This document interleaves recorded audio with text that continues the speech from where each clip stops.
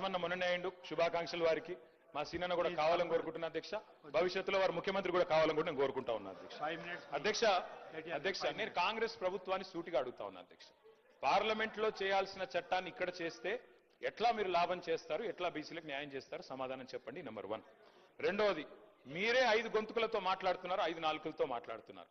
ఒకసారి రాజ్యాంగబద్ధంగా చేస్తామంటారు, ఇంకోసారి పార్టీ పరంగా ఇస్తామంటారు, ఒకసారి ఆర్డినెన్స్ అంటారు, ఒకసారి బిల్ అని చెప్పి మార్చిలో బిల్లు పాస్ చేసిండ్రు, ఇప్పుడు జీవో ద్వారా అంటారు. నేను ఇంకొక చిన్న ప్రశ్న అధ్యక్ష, ఎల్ఏ మినిస్టర్ గారు చెప్పాలా అధ్యక్ష. ఇక్కడ మనం బిల్లు పాస్ చేస్తాం, బిల్లు ఎట్లాగో పాస్ అవుతుంది, మనకు మెజారిటీ ఉంది, మేము అందరం సపోర్ట్ చేస్తున్నాం, పాస్ అవుతుంది. మరి ఆర్డినెన్స్ మీద సంతకం పెట్టని గవర్నర్ దీని మీద ఎట్లా సంతకం పెడతారు సార్? నాకు తెలియక అడుగుతా. ఆర్డినెన్స్ బిల్లు రెండు ఒకటే కదా ఇప్పుడు మనం పెడుతున్న బిల్లు.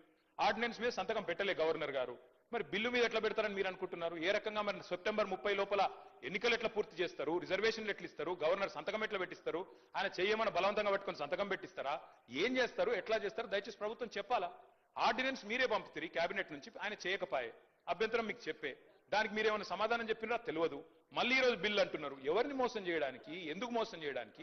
దయచేసి మేము అడుగుతా ఉన్నాం అధ్యక్ష, సమాధానం ప్రభుత్వం చెప్పాలి.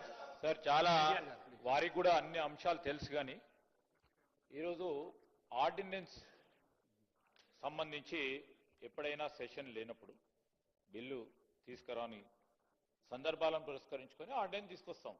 ఎప్పుడైతే అసెంబ్లీ సెషన్ ఉంటుందో దాన్ని బిల్ తీసుకొస్తాం. అందరికీ తెలుసు అధ్యక్ష, ఇక్కడ ఉన్న సభ్యులందరికీ కూడా తెలుసు.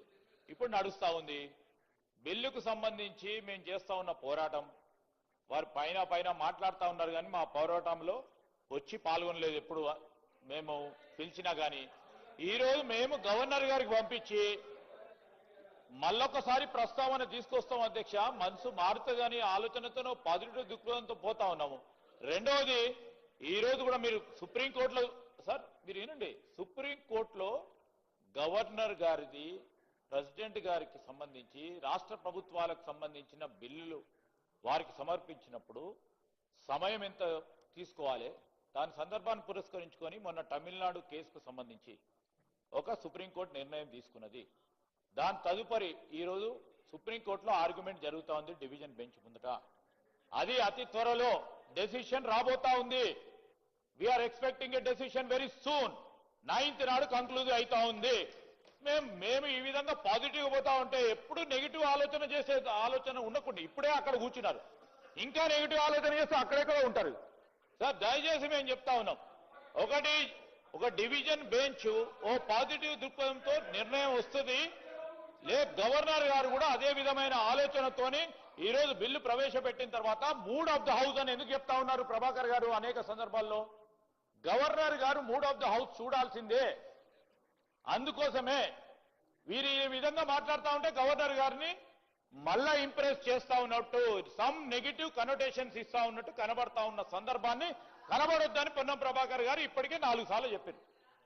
ఈరోజు వారికి సంబంధించి ఇప్పుడు ప్రభాకర్ గారు చెప్పింది మూడ్ ఆఫ్ ద హౌస్ చూసి గవర్నర్ గారు కూడా దీంట్లో మొత్తం యావత్ రాష్ట్ర ప్రజానికానికి సంబంధించి మొత్తం మంది శాసనసభ్యులు కోరుతా ఉన్న సందర్భం దృష్టి పెట్టుకొని తప్పకుండా పాస్ చేస్తారు అనే నమ్మకంతో పోతా ఉన్నప్పుడు గవర్నర్ గారు పాస్ చేయడు, చేతులు పట్టుకొని రాయమంటారా?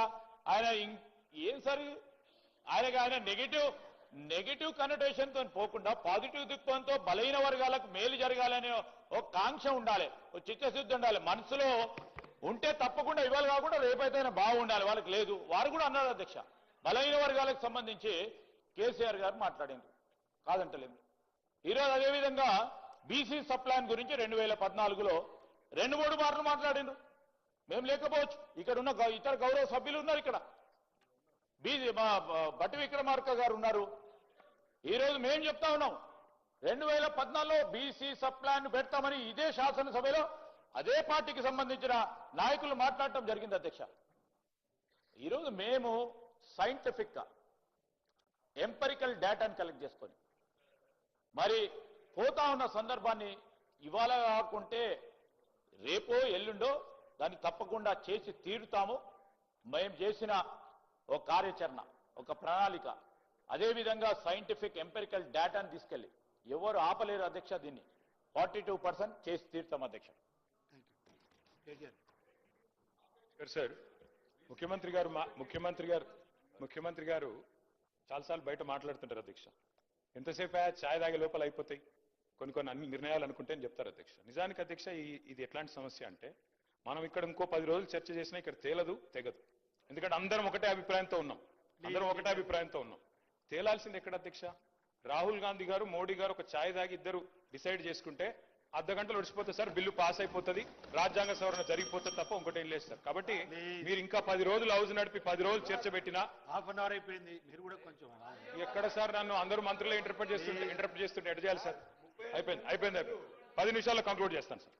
అధ్యక్ష మేము స్ట్రైట్ గా మా పార్టీ నుంచి అడుగుతుంది ఒకటే సార్. ఇప్పుడు మళ్ళొక్కసారి మీరు మార్చ్ లో బిల్లు పాస్ చేసిన దానికి దీనికి తేడా ఏంటి? నంబర్ 1, ఆ రోజు ప్రెసిడెంట్ గారి దగ్గర పంపారు, మరి ప్రెసిడెంట్ గారు ఇంకా సంతకం పెట్టకుండానే మళ్ళీ పంపడం వల్ల మళ్ళీ చేయడం వల్ల ఎట్లా దీనికి రిలీఫ్ వస్తుంది? Number 1 question sir. తర్వాత చెప్పండి సార్, వాళ్ళు మళ్ళీ మంత్రులు ఊరికే ఇంటర్వ్యూ కాకుండా చూసుకోండి మీరు, తర్వాత రిప్లై వల్ల వారు చెప్పమనండి. కోర్టుల్లో ఎందుకంటే మనం చట్టాలు సరిగ్గా చేస్తే ఏ కోర్టు కూడా ఏం చేయలేదు.